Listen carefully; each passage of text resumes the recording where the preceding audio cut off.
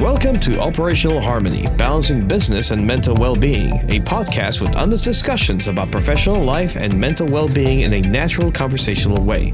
Your host is Nikki, founder of Nikki's Office, where she supports entrepreneurs through operations, systems, and strategy. And now, let's hear from our guest. Hi, I'm Dr. Janelle Martin, and I am the owner of a holistic mental health practice in Houston, Texas. Born out of my experience through drug addiction, treatment, and recovery with my teenage daughter. So I've written a book about my experience and how I ended up here. And I really can't imagine doing anything other than what I'm doing now, even though it came out of such a difficult experience. Now I help people heal, not just people with substance use disorder or addiction issues, but anybody that has any sort of mental, emotional, or even physical conditions that have to do with the brain. We focus on brain healing. And we also know that most people, or all people who have struggled with substances, those are toxic to the brain. So there's some brain healing that needs to happen in recovery. And so, in order to make, I think, what would be a full recovery, especially mental health wise, I think the work that we do is super important, but even more so because it comes from a place of experience with something really difficult that a lot of people are touched by today, unfortunately, and understanding and non-judgment of our clients and dealing with. I can't imagine doing anything more or anything else at this point. So I started smoking just after my 16th birthday. And within a week, I was smoking a pack a day. Wow. And so I went, let's not do drugs. That would probably be a bad idea. Yep. My teenage brain went, okay, if you can smoke this much after this short of a time, let's not get into drugs because that would probably be a bad thing, which is probably true. Probably So, first of all, be able to recognize that you may or may not have a problem with something is very important.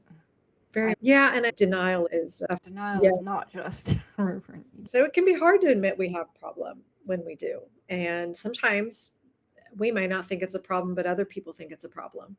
And that is where I found myself is, to me, it was a big problem. I don't condone drug use at all, especially my daughter was 16 when this started. That was never going to be okay with me. But to her, it wasn't a problem because to her, it made her feel better. And so that was her solution to her problem. And so we did not see it the same at all. I also didn't stop smoking for 20 years. So I was full on attached to cigarettes within a week and didn't stop for 20 years. But then I put it down and walked away and haven't had a cigarette since 2019. Congratulations. That's hard to do. I still sometimes have dreams where I'm doing something where I am smoking and I wake up almost in tears. Oh my goodness, I smoked. What am I doing? So it's an awful feeling. We call those relapse dreams. Yes, they're very common. They're horrible. Yeah, it's you wake up feeling like you've done it and you're like, I just did something stupid. And then you're like, I was just asleep. I didn't do anything. But sometimes it takes minutes for that realization to come that you were asleep. You didn't actually do anything. And there's a horrible couple of minutes there where you're just like, I relapsed. Oh no, that's not good. Well, very real. It is really interesting that happens so much. Yep. And I do not think that me smoking is on the same level as somebody who is actually struggling with substance abuse. That is just my experience with smoking. And you do you. Like, if you smoke cigarettes and you don't think that's an addiction, then that's you. I personally while I was smoking, I would get so irritated when people were like, that's an addiction. You are just as bad as somebody who is doing drugs. And I'm like, no, I'm not, because I can buy this in a grocery store and you can't. And it's also not what we would call mind altering. Of course, it's not healthy for you at all. So there's that aspect, but it isn't doing the same damage as drug use. Drug use And drug addiction causes people to lose their loved ones, their children, their homes, their cars, their jobs, their entire life. I don't know anybody that has lost everything from smoking cigarettes. So there's a pretty big difference in, yes, it's neither are healthy, but one destroys your life, the other can destroy Destroys your your health. lungs. But yeah, you can still function as a normal person and have normal relationships and family life and do all the Hmm. things if you're smoking cigarettes. Yeah, not the Hmm. same. Yeah, I totally do not believe it's the same thing. I do believe, however, that smoking can become, for a lot of people, very quickly an addiction that you get attached to. And quitting is not easy Right. at all. Look, I decided to stop smoking, and then it worked because I was in a situation where I didn't want to smoke anywhere near the person that I was staying with. So why would I go buy a pack of cigarettes and smoke anywhere near her? So for me, there was a twofold thing happening. I didn't want to smoke anymore, and I didn't want to be around this person my Kim, who is the calmness in my world. I didn't want to be around her smelling like smoke or feeling guilty for having had a cigarette. That kind of helped with the I have put this down and I'm not picking it back up thing. Yeah, that's good. You had a reason. And it was sometimes it helps that it's outside of ourselves, but a lot of times in recovery, we tell you don't quit for somebody else, quit for yourself. No, Because I quit for myself, but having her there was a humongous bonus yeah, because if you don't well, want to do something near a person and you spend 24 hours a day near that person, you're not going to do the thing because you don't want to do it near them. So that's right, all. It right. wasn't that I was quitting for her. I quit for myself because I just didn't want to do it anymore. I was Yeah. done with it. I didn't want to waste my money anymore. I didn't want to have to be asking other people when I didn't have money because when you smoke, you spend a lot of money on cigarettes. And if you don't have all that much money to begin with, all your money goes to cigarettes. And then you're bumming smokes off people. And that's not a good feeling. I imagine it's the same with drugs, though. Yeah. That's why there's they steal to get money to do what they want to do, and they'll sell their even their most prized possessions. They really end up a lot of times with not a whole lot left because it Hmm. all goes to get money to use drugs, and it's just very destructive. And that's how people with addictions lose families is Yeah. because they go to sell everything that the families hold dear to. So, Yes. Yes, and asking for money and then spending it on mhm. drugs when the loved one is not intending to buy your drugs. They're more concerned about, are you warm? Do you need food? Yeah. The basic. Yeah, telling somebody I'm going to go get groceries with this $100 you gave me, and you actually spend all $100 on drugs is totally not the way to go about it. No, but that's typically what happens if somebody's in their addiction, for sure. It's Hmm. very difficult for parents to not help. I say help in quotation marks because they don't want their child to suffer. And it seems like they would be suffering if it was cold outside. Just if you live in a cold climate, you could be out in a blizzard or in ice and snow with no place to stay, and that's miserable. Or food probably is scarce at times too. So if your child calls and says they're hungry, it is really hard not to say, I'll get you some food. Here's $20, go get you some food. And if you're In giving your those situations, I would recommend going to Subway and getting them something to eat and giving them that, or a home cooked meal or something. correct, Because if you're worried they're not eating, then fix them a meal or buy them a meal and give them that instead of giving them the money. correct. But a lot of parents don't think about their money going to support the drug habit. They think that their money's going to help them eat or help them find warm shelter or a blanket or whatever, maybe even socks and shoes or jackets and things like that. But if you're handing over money to somebody who is in their addiction, you're feeding their addiction. You're helping Yeah, to harm themselves ultimately. yeah. And It's sometimes, even if you go and you get them a new pair of shoes or a new jacket, they may trade that off for the stuff. So true. I would stick with, okay, here's some shelters that are where you are, and Right. here's a gift certificate for Subway, so you can go get some Subway. But stuff Right. that is only usable somewhere where they cannot. But they can Um, still trade the gift certificate. You know what I yeah, mean? they can. It's a That's true too. whole, they Yeah. know they will get what they want. So whatever you give them can potentially be used to support their drug habit instead of support them getting into recovery. So you have to be really careful about that. And it's very difficult as a parent because it's our innate nature to care for our children. So if we are saying no to those things, it feels really counterintuitive. And that just makes it really difficult. The guilt that we But have is immense. somebody who is in their addiction, a lot of them, not every single one of them, but a lot of them have to hit rock bottom before they will quit doing the thing.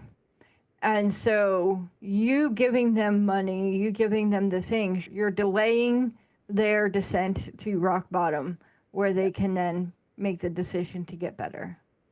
Yes, because pain is the biggest motivator for change. So if their life or their situation is not painful enough, they will not ask for help and want to change.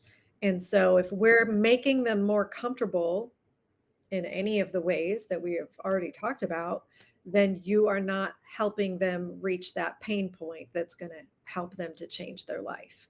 So it's like you want to accelerate that faster they hit that pain point where whatever their threshold for pain is, then the better. But it's so hard as a parent to allow that to happen because you feel like you're doing It's hard as a friend to happen. It's hard as a spouse. It's hard as anybody who cares for that person. Yes, Yeah. it's probably more hard on the parent, but anybody who cares for that person will have a hard time going, but I don't want them to be homeless. I don't want them out on the streets. But if they get there faster and they realize, oh, wait, I'm not okay now. I'm cold. I'm hungry. I don't want to be here. But nobody will take me in because I have screwed up everything by doing this thing.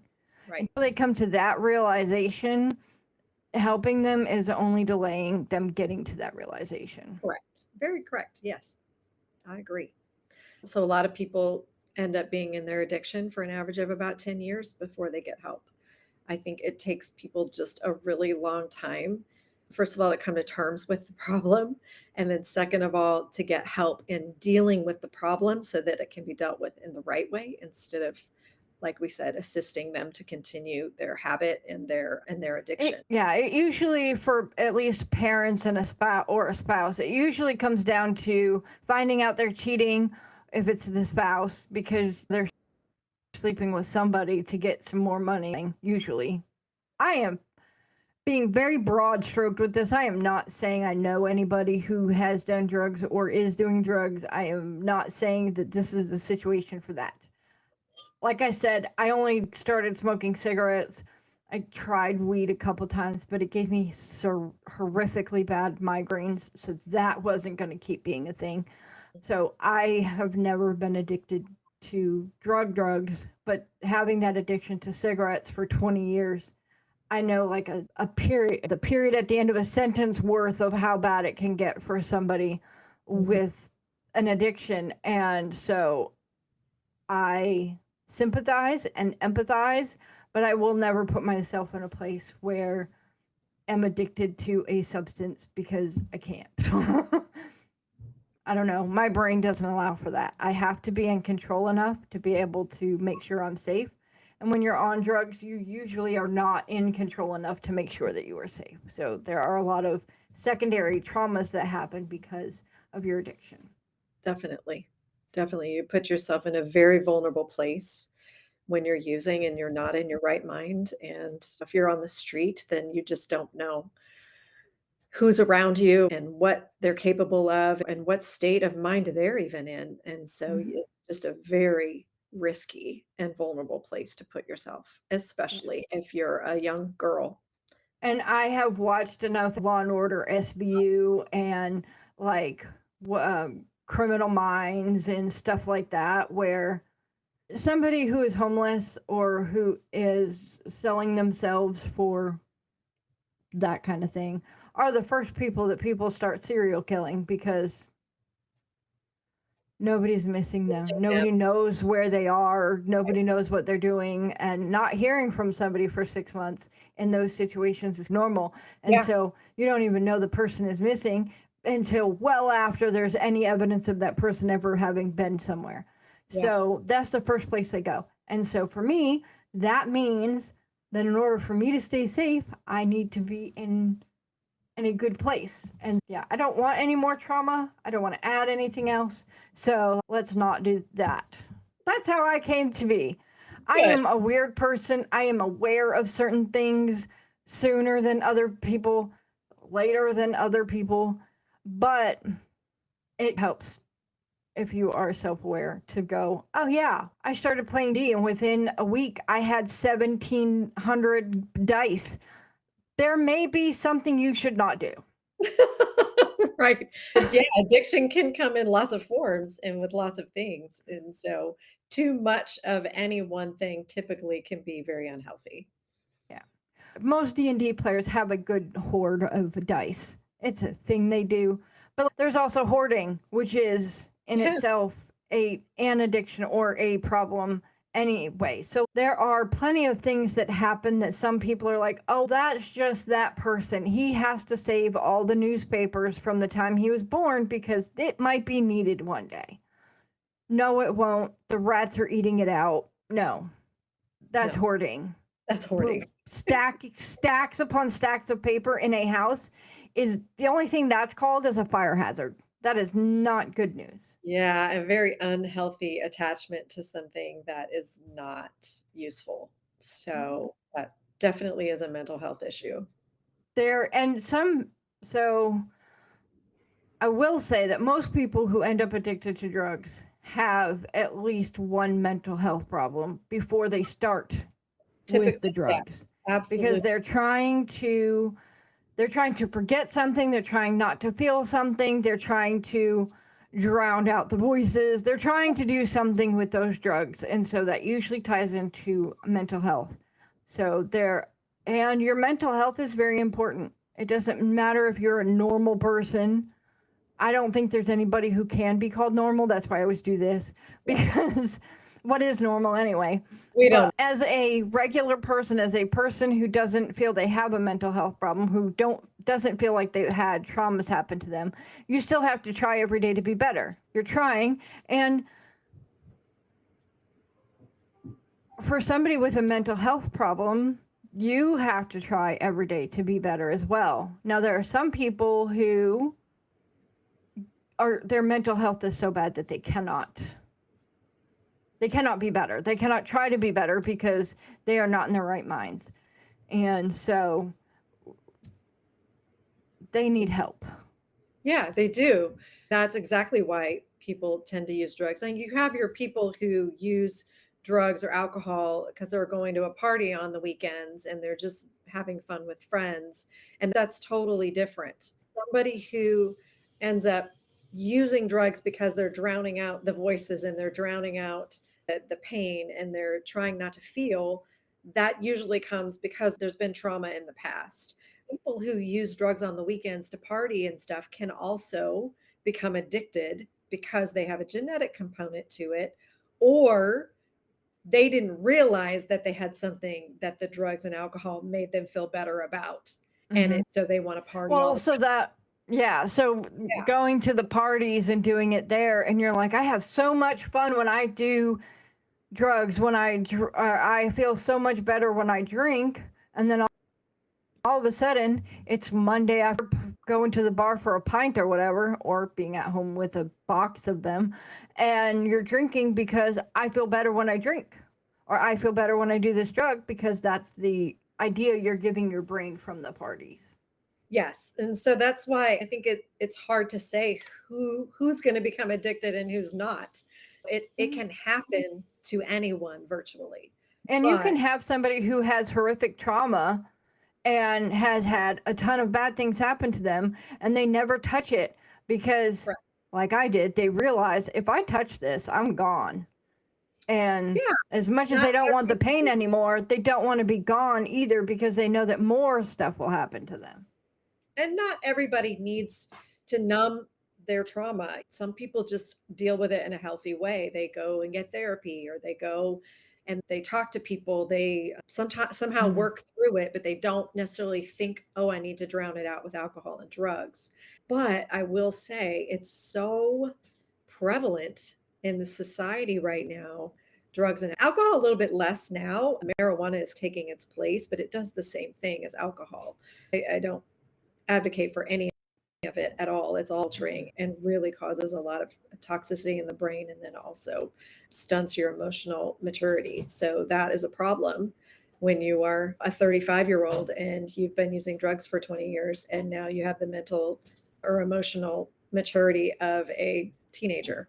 So that makes your relationships really difficult on a lot of levels. So there are lots of side effects of even using something as potentially or perceivably innocuous as marijuana and alcohol, but they do have their side effects and the way that they affect your brain and the way that they affect your relationships and how you perceive things and other people.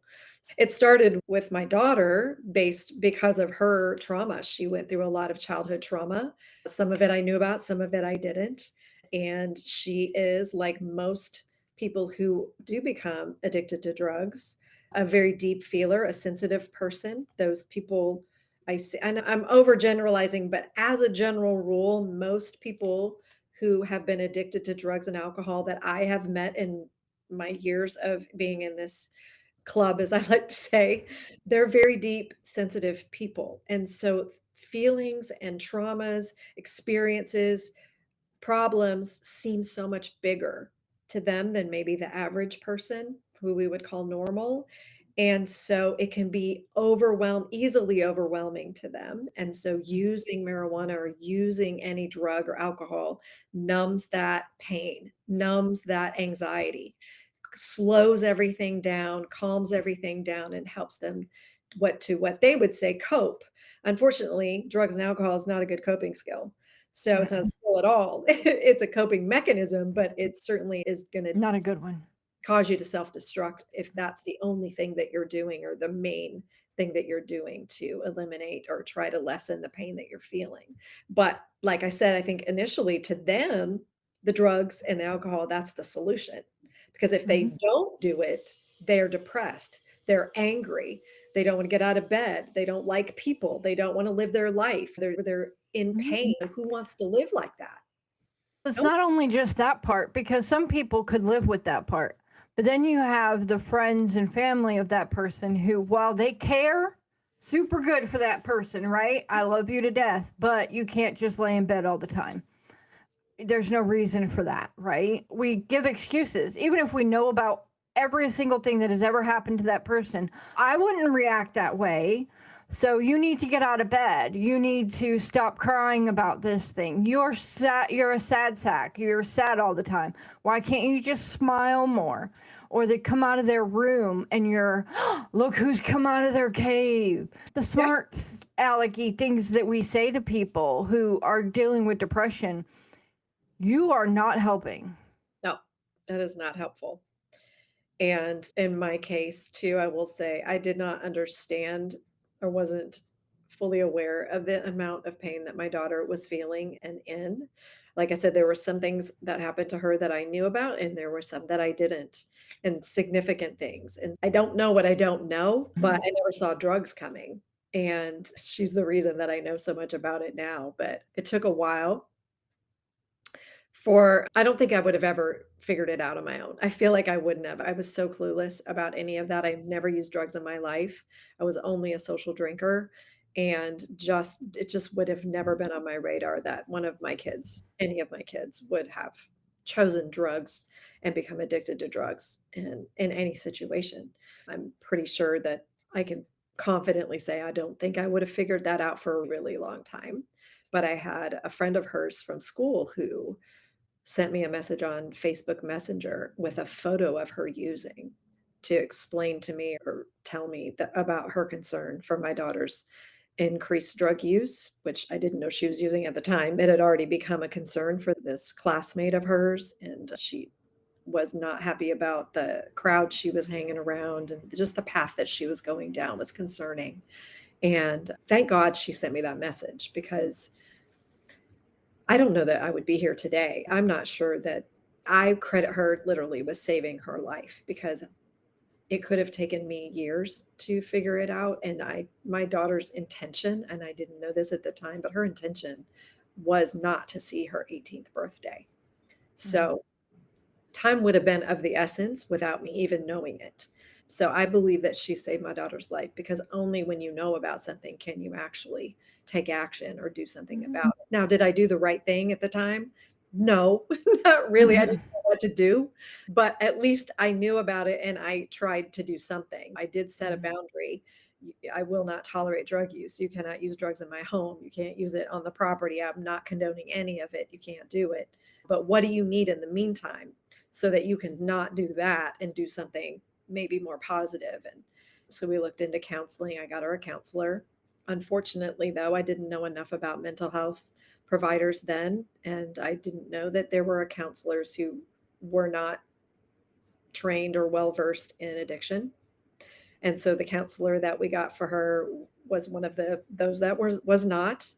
And my daughter quickly figured that out. So that frustrated her, because as much as she wanted to talk to somebody, when she figured out in that first session that this woman had no idea what she was, could not relate to her at all, and she just did not know what was going on, she was like, here's somebody else who doesn't care about me. She went to a few more sessions, but she always went high after that. She just did not care. And neither did she, felt like the counselor didn't care. And I don't think that was the case. But ultimately, when somebody is feeling in crisis and wanting someone to listen to them, and that person is just not on the same page, it feels like another blow. It just makes everything worse. It's not very helpful. I have had more counselors, therapists, and I think it's psychologists, whoever does the meds, pretend like they were listening, but not actually listen. Right. I am a person who uses humor to get through a lot of things, because that's just me. Plus, I have learned that usually if somebody's laughing, then they have listened, they have heard what I have said at least, right? But my current meds doctor takes 45 minutes for an appointment, which is really annoying. I am so used to them being 10, 15 minutes and please hurry up and be gone type deals. 15 minutes is a long time these days. But 45 minutes is like, why am I still sitting here? Yeah. But she has a list of questions she has to ask me every time. And sometimes I don't think she listens, because it took her an entire 8 months to realize that anytime she asked me if I heard voices or saw things that were not there, I would go, no, I'll tell you when I need my I Love Me jacket. And she just kept on going. And then she finally, after 8 months, went, oh, now I get what you keep saying. And I'm like, really? Wow. I call a straight jacket an I Love Me jacket because you're hugging yourself very tightly. Sure. Yeah. But yeah. Some people in the profession do it because it's a profession. Some people in the profession do it because they care. And still others do it because they can, for good or better, make a person do things. You can, if you're a therapist and you're telling somebody that the way they're doing things is completely wrong, even if it is completely right, and you convince them to go talk to their estranged family and then they feel worse for it and do something stupid, then yeah, I hope that doesn't happen a lot, but I've had, I'm not sure. my own It does happen. I know that much, but yeah. Yeah. This counselor, she wasn't a bad person by any means. She just did not, with my I've daughter, had those. was just not, she just wasn't the right choice. And my daughter never told me that. She just told me after a few times of going that she didn't need to go anymore. In my mind, I thought, okay, she must feel better because she didn't want to go anymore. She didn't tell me that she didn't like the counselor. She didn't tell me any of this. And she was still using drugs, and clearly, and just I think she hid it better for a while because we knew about it. So we were looking for things a little bit more. And anyway, fast forward about 6 months, I caught her using, and she by that point was so deep in when I said, we talked about this, you can't use, I won't tolerate that. You have to stop. She said, I'm not going to. And she was serious. Like, it wasn't just a defiant, I'm not going to stop. It was literal, I'm not going to stop. And basically, there's no way you're going to stop me. I could have probably tried to give up my life and followed her around and babysat her at 17 years old and chased her and put trackers on her. And I could have probably done all of that. But I had to work, I had a job. I did have a pretty good life. I had friends, I had a social life, I have a husband, and I wasn't willing to give that up. I set the boundary, you can't live here if you're gonna do drugs, and she didn't care, and so I sent her to live with her dad in Arizona. I'm in Texas. So she got on a plane 3 days later and in the middle of her senior year of high school and had to change schools and change everything and go live with her dad, who was basically the person who emotionally abused her for most of her life and sending her into maybe the perfect storm at the time. It was really what I felt was my only option. I couldn't think of any other options. But in hindsight, being on this side of it, at the time, I thought it was the most awful thing that I could do. And I thought that I had lost my child. This was the end, right? But her relationship with him was it was never really daddy daughter because he had moved away when she was 8, so he was never present for much of her life here, visits and stuff, but that he was playtime dad, he was not a parent, and so she thought going there, "I'm gonna be with my dad, and he's never been a parent, he's never cared about me, so we'll be, like, roommates, I'll do what I wanna do, and he'll go about his business, and I'll be done with high school in a couple of months, and I'll move on and do whatever I wanna do," and that's not what ended up happening, that's what she wanted to happen, but he tried to be a dad actually at that time, and that it just blew up very quickly into this crisis situation where the cops are being called, she's running away, she wants nothing to do with him, he's terrified, she's gonna tell the cops he did something to her that he didn't do to get away from him, and it was just a big giant mess. And she was, of course, still using. When you wanna use drugs, you will find your people. You will find what you're looking for. You know exactly how to do that, and it didn't Yeah, take. moving is not a solution. It's really not. No, It's no. just not. Nope, she just picked right up there with the people that she found, and she did her thing, and luckily, though, it did come to a crisis very quickly. She shaved her head, we just went through all kinds of stuff. He did with her. I'm still in Texas. I can't even I'm trying to referee between the 2 of them, and it was just a mess, and at that point, within about 3 months, it was evident that, number 1, she wanted to come home, and I said, "No, she's still using, won't have it." But she wasn't gonna be anywhere near her dad, and she would have run away, and she would have run away as many times as she needed to, even though the police had come and said, "No, if you run away, you're 17, we have to get you and bring you back. We'll just that's gonna." She said, "I don't care. That's what I'm doing. I'll see you again." So she's very defiant at that point. And so I had to find treatment. I've had to find help, really. I didn't know that I was looking for treatment. I didn't know anything about the drug treatment. I knew 0 about any of it, but I knew that we needed help. I knew that this was at a point that we could not handle ourselves, and it wasn't gonna end well if I didn't find something for her, and I prayed a lot and found a I would say by the grace of God, found a adolescent treatment center that was in Arizona, but still about 2.5 hours from where they were living. And they were the only ones that would talk to me and call me back when I would leave messages and tell me that they would help, that they could help her. And so that's where she went, and she did inpatient there, and she did outpatient there, and she did 6 months of aftercare. So she's in treatment for 10 months. And that was the first time in her life that she truly felt unconditional love. And I believe after interviewing her for this book that I wrote, we wrote the book about our experiences. I did, but I interviewed her for each chapter. So every chapter has my perspective and hers in it. And I learned in that process that I believe that unconditional love that she felt that about 2 weeks into her stay in residential treatment with the other kids that were also in treatment with her, that was the ultimate turning point for her in her life. That unconditional love really existed. And that's what she'd been wanting her whole life and felt that she never got. And so I believe that changed her life and saved her life in that moment. Now, that was still rocky for the next year or so, and really maybe a few years. Early recovery is rocky, but that was the catalyst for it. And I think that's beautiful.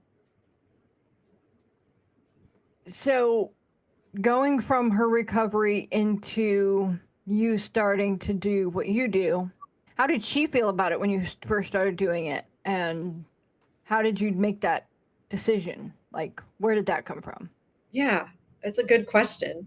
So when I sent her to live with her dad, I had gone to a conference in Dallas, which I didn't want to go to at that point. I was very upset about everything that was going on, but I had already committed. So I went and I happened to see a presentation about neurofeedback, and that is using a small electrical current to help the brain to heal. And I did not know that was possible. I'd never heard of it before.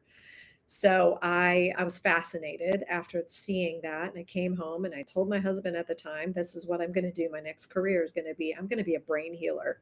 And he's okay with everything else that's going on. Are you whatever? Okay. Sure you are. Okay. So I was going to get trained in that, and I had all the qualifications to do that. But that was about the time that my daughter's crisis happened. I forgot about all of it and I dove into recovery with my daughter separately, but with her treatment program had a very robust parent program. So meetings every Thursday night that I could phone into. And they encouraged us to get a sponsor and work through the 12 steps. And I thought that would be a really good idea for me to do because I needed to be able to have intelligent conversations with my daughter. And I wanted to know, what was she learning about? How does this work? I'm clueless when it comes to recovery. So I dove in, I got my own sponsor. I did the 12 steps with my sponsor. I loved it. And it changed my life. And it helped me to restore my relationship with my daughter as I would go and visit her on weekends. I did probably 4 trips or something out there while she was there.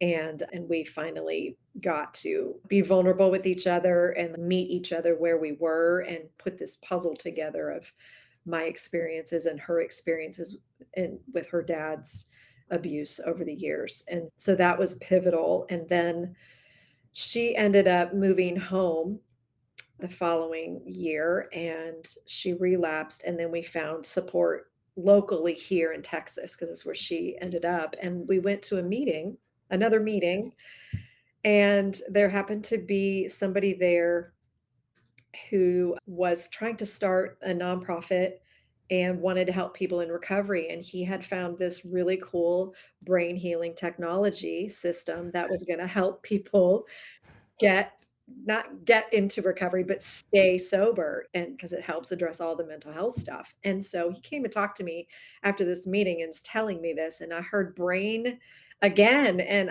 I said, how do I do this? This is what I want to do. It's clearly crazy that it's hitting me again. It was about a year and a half later. And he didn't take me that seriously at the time, but he gave me his card and I called him and he ended up hiring me and I got trained on the system. This is a newer system than the one I had seen prior, so it's even better. And then I went to work for him for a year and he let me practice on my daughter. So she was my first client. Mm-hmm. And she would have been about 6 months sober the second time when we started her treatments. And she didn't fully believe that it would help her. She just was humoring me basically, but she drove all the way to Houston from our house to get her treatments every week. But it was life-changing for her. And she quickly saw results, usually after the first session, but sustained results. And the cool thing is it helped her so much. She's almost 7 years sober now, but 3 years later, she came to me randomly and asked if she could work with me and do what I do. And so today, for the last 3.5 years, we have been working together and she does brain healing with people who come in for mental health issues and addiction issues. And so it is really been life-changing, I think, for both of us. And I don't believe I would ever have found it had we not been in recovery. Yeah. So it's cool. I think that there needs to be more discussion around the addiction part of things, especially for everybody's. You can't be addicted to weed, and then you see people who can't not have a weed pen in their hand for more than 2 seconds, or they're irate. Yep. Look, I don't feel like you can be addicted to it necessarily, the drug itself, but you get addicted to the feeling that nothing matters. I can be totally happy. I have a smile that goes from ear to ear. People like me like this because I'm happy. You're not actually happy. There is actually a lot behind the scenes that is happening. But we want to be what others want us to be. We want to be happy because other people want us to be happy. Yeah. There are situations where people will say, like a significant other or a friend will be like, "You're always sad all the time. Why don't you smile more?" And then you start smiling more and they're like, "See, that's all you had to do. You're so much better now, aren't you?" No, I'm just now hiding it from you because you are no longer a person that I can be safe around or that I can be myself around. Because I have to be Winnie the Pooh. And I hope I don't get like what is that? The content blocked because I'm talking about Winnie the Pooh. But Eeyore was depressed, right? He was sad all the time. Did they try to make him smile? No. But did they include him in on things that they were doing? Yes. That is how you support somebody with depression. You don't make them smile, but you ask them if they want to do stuff. You respect it when they say no, and you don't make a, "Oh, look who decided to join us" comment if they do decide to do that. There are ways to support people in whatever they're doing, in whatever their mental health problem is, that isn't being snarky or non-helpful. It is so easy to be helpful. Literally, don't tell somebody you don't know that their anger isn't real. Don't tell people you don't know, "Oh, I know you're such a happy person because I see you smile all the time." Chica, if the only place you're seeing somebody is at church, then of course you're only seeing them smile because that's where you're supposed to smile. You're being whatevered by the Holy Ghost and stuff. But you're not supposed to exactly be going run around yelling at people at church. It's not a good look. A point I made on the last podcast that I recorded is you do not know what anybody is going through. You do not know why they are at the point in their life that they are at it, right? You don't know why their family walked away from them. You don't know why they walked away from their family. You don't know why they are depressed. You don't know what is happening with them. Even if you have been their best friend for their entire life and you think you know every single thing, I guarantee you that person could open their mouth and you would have no idea that thing happened to them. Right.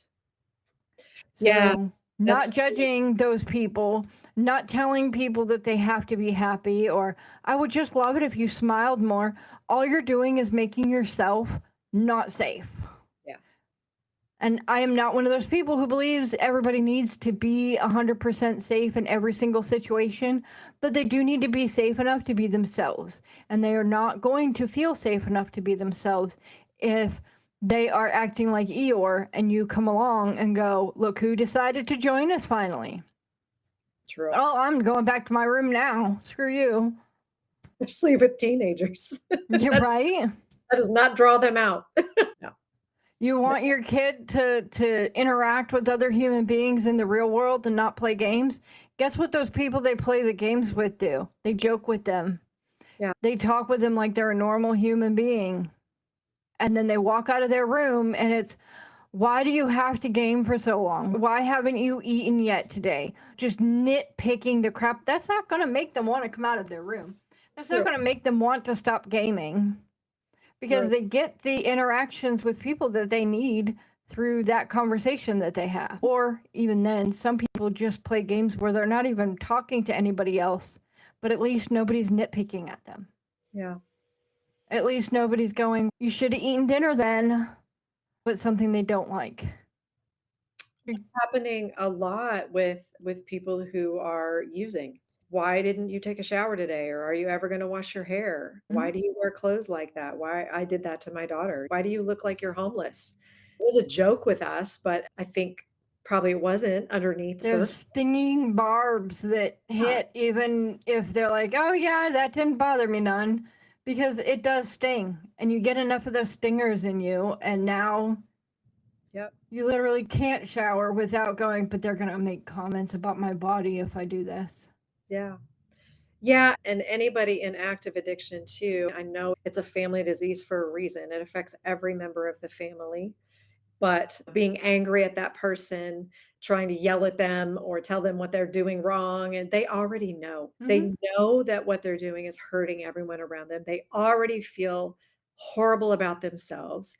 You don't need to point it out. You don't need to continue to beat them down. That is not helpful. I know it's hard because you're angry with them for what they're doing. So that comes out, but you have to really be mindful of how you're talking to them, because everything that you say that's negative to them, take it times 100. They're already doing that to themselves. So it's not constructive. And You're it's adding to it, and now they feel like they're worthless and nothing they do will ever be. So why not just keep doing this thing that actually helps them feel a little bit better? correct. Or they can forget about it. Or No. yeah, or now I don't have to think about it. I'll be just staring at the ceiling for the next couple hours and nothing will matter. And that is something that we learn too in support group meetings. And it's really it's hard because I get that we're emotional beings, and that those kinds of behaviors and drug addiction is not okay with anyone, really, with parents, especially or loved ones. So I get that we want to tell them they can't do that, or they shouldn't do that, and they should do this and whatever, but it's not constructive. And They know it already. they do. They know it all. And I can't tell you, I work with parents every Wednesday night. I do parents of addicted loved ones meetings in my office, and I have for about 6.5 years now, because I believe in parent support so wholeheartedly that it really saved my life and my daughter's life too. But so many, they come in so angry, and it's so understandable that they're at their wits' end. They feel like they have tried everything that they could think of to fix this problem, and their child is just not fixed. And nobody's ever fixed either. Nobody's ever broken. But they're so angry, and it takes several meetings for us to share all of our experience. And yes, we've been there. We know how you're feeling. We definitely all have felt those things. But here's a better way to deal with this problem. Try this week. Try just telling them you love them, and then don't say anything else. No is a complete sentence. So you don't have to say more words than are necessary, because they don't need to hear them. I've heard a story about how, I think it's the Japanese, I could be wrong. Please don't get offended if I have completely put this on the wrong culture, but I'm going to go with Japanese. Let's say you break a plate, right? This is the person. And I believe if you have something going on mentally, you believe you're broken. So Yes. I don't think anybody's broken. But some days I fight with my own mind on that because I am a broken person. But say you have a plate, and it's a nice plate. It's an expensive plate. There are people that care for this plate, right? And something happens. They are abused in any of the many ways that you can be abused. They are yelled at. They are bullied. They are told daily that they are basically worth nothing. And what that does is it ends up like you taking a hammer to that plate. And so now they have all these little pieces. This little piece is this one type of abuse, and this little piece is another type of abuse, right? So now you have a plate that is broken, and there's little pieces. And like I said, I believe it's the Japanese, but don't come for me if I'm wrong. But in order to repair that plate, they wouldn't just go in and fill it in with white. Right. They wrap each piece in gold foil, and then they repair it. Because those little broken pieces are just as worthy as the rest of the plate, but they are unique to that person. No two people, even if they have the same thing happen to them, by the same person even, are going to react the same way. So their little broken pieces unique to them. And so when you put all these pieces back together with the gold foil, you have a plate that shows that it was broken, but is fixed and can now function again as a plate. And you see how unique it is, because no two plates, even if you hit them the same exact way, will break the same exact way. True. And so that's how I think of, and look, this is my personal, I do this thing. I am not trained in anything, but that's how I think of at least my mental health, because there have been times where that hammer didn't hit just once, right? Your whole life, that for me, my mom was a narcissist. My entire life was a crap show, even before the big traumas happened, where there was abuse of other kinds. I was still being mentally abused by my mother, but then I got into situations where I was being abused in different ways. And so it felt, okay, I've had this hammer just keep hitting the same spot over and over again from my mom. And now I've got these other traumas that have now put these big hits in on their own too. And so now you have this like pie-sized piece of the plate that is still unbroken. And now the rest of it's going to have gold foil all over it. But it's still a unique plate. It can still be put back together. It can still function, at least semi-normally. And so I get told all the time, you should smile more, or you don't have any anger, you smile all the time. Dude, you don't know me. Don't say nothing like that. But other people's expectations can still chip away at that. I thought that I had healed this part of me. I thought that it was gold foiled and back on the plate and I wouldn't have to deal with it anymore. But then you injure that piece again by telling them that they don't matter, by saying, oh, look who finally came to join us. Or why did you come out of your room this time? Is it just to go to the bathroom and you're going back in? Like when you do things like that, you just add to the pain. You're not solving anything. Right. And you'll have parents who they become the bully for their child. A lot of them don't mean to. They are doing what they think is the best. Say something, maybe that will make the kid know that you don't want them to do that thing anymore. But instead, you have become their biggest bully because you are making them feel the most worthless. Yeah. And somebody who is dealing with mental health problems, addiction problems, any of that kind of thing, those little barbs are going to add up. And there is a little secret that a lot of people don't know about. When you first start doing drugs, you do a tiny bit. And you get to feel that good feeling for a long time. Yeah, initially. But as your body gets used to that drug, you need higher amounts of it, and it helps for less amounts of time. So what you end up doing is pushing them to the next level. And then when they overdose or something like that happens, this episode is so getting age gapped, I'm so sure. But when those things happen, when you're just completely hammering at them, you're making the situation worse. And now when they go to it, it's not that tiny little bit that's going to help them. They have to do more and then more. And then when they OD or when that big problem happens, it's, my son would never do drugs, so I don't understand what you're talking about. You're lying to yourself and the people around you. You are not helping anybody. And that's why the average is 10 years in their addiction, because it's this just self-perpetuating cycle when we're just not getting help and knowledge and education about what to do, how to handle the situation, what's really going on. I imagine I'm not the only one who came into this completely clueless, but I had a crash course. I read every book I could get my hands on, except for the one that I wrote, because I couldn't find one that included both perspectives in the same story, which is what I needed as a parent. So I wanted to know what both parties were doing and feeling and thinking and all of that at the same time.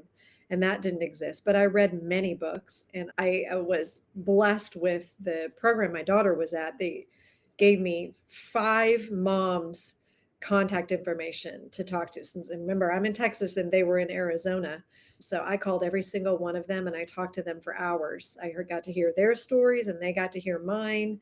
And I realized for the first time talking to them that they were just as normal, quotes, of a family as I was. And it wasn't something that I necessarily did wrong, that this is happening to me.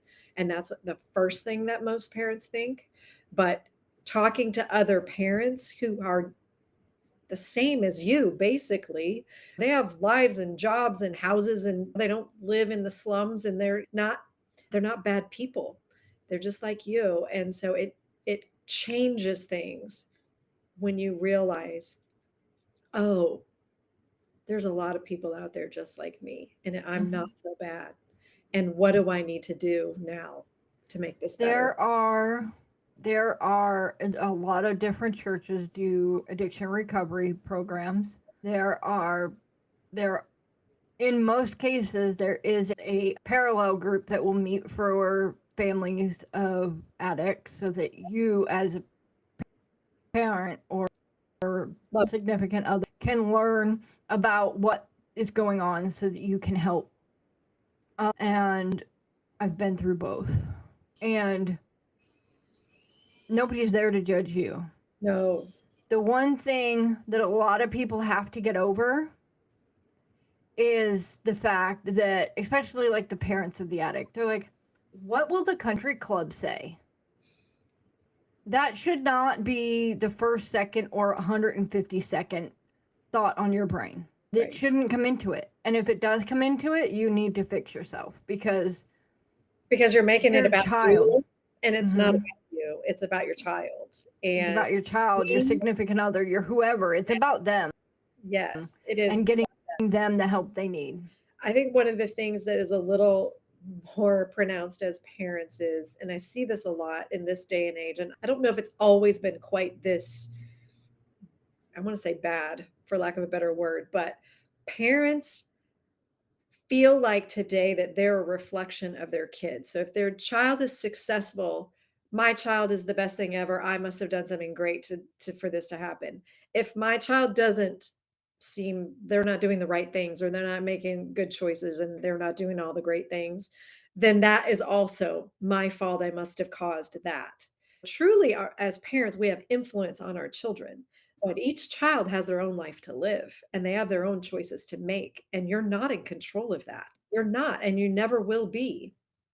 So, you can only take responsibility for what you did to help them, support them as they were growing and maturing, but you can't take responsibility for every decision that they make, whether it's good or bad. It's not yours. It's not yours. And if somebody And if they're in a situation where they're addicted to something, or they're in a situation where now they have to go to a mental health facility, you saying what will the country, what will think people think of me, is Yeah. wow, this is not about you type situation. Like, it No. should, But I though, will say it's very difficult, I think, maybe across the board. So why people don't talk about addiction enough, in my opinion, because there's a lot of shame involved. And there is that. What if people find out? What will they think of me? And I understand that. I've thought that too, because I wasn't educated yet. So once I got educated, I was able to talk about it. But I wasn't in the beginning, because I did have that mindset that, oh my goodness, people are going to think that I am the most awful person in the world because this happened to my child. And there are still people that will maybe judge you like that. yeah, they're gonna be there. They're not the people you need to be hanging out with. Right. Just no, they're not your people, but your people exist in these support groups. Start there, because there are a lot of people out here who are dealing with this, and they're suffering in silence. They need to be able to talk about this and learn about this and find other people that they can relate to, because it's very isolating. And once you get into support groups and you find your people, you don't care anymore about that person that's judging you or talking about you behind you. You really don't care, because it's all about recovery for you as a person. Also, how do we get the addict, the addicted person, into treatment if they're not yet? How do we assist them in getting into recovery? What do we need to do? That's what it's about. And if they are in recovery and you're in recovery with them, separately but together, that's beautiful. That's beautiful. It's a family disease. We should all be in recovery if we have somebody in the orbit that is suffering. It's Losing Her, Finding Us, A Mother's Fight, A Daughter's Journey, and the Road to Recovery. Look for The Blue Butterfly. It's available on Amazon, Goodreads, and Barnes & Noble online. Okay.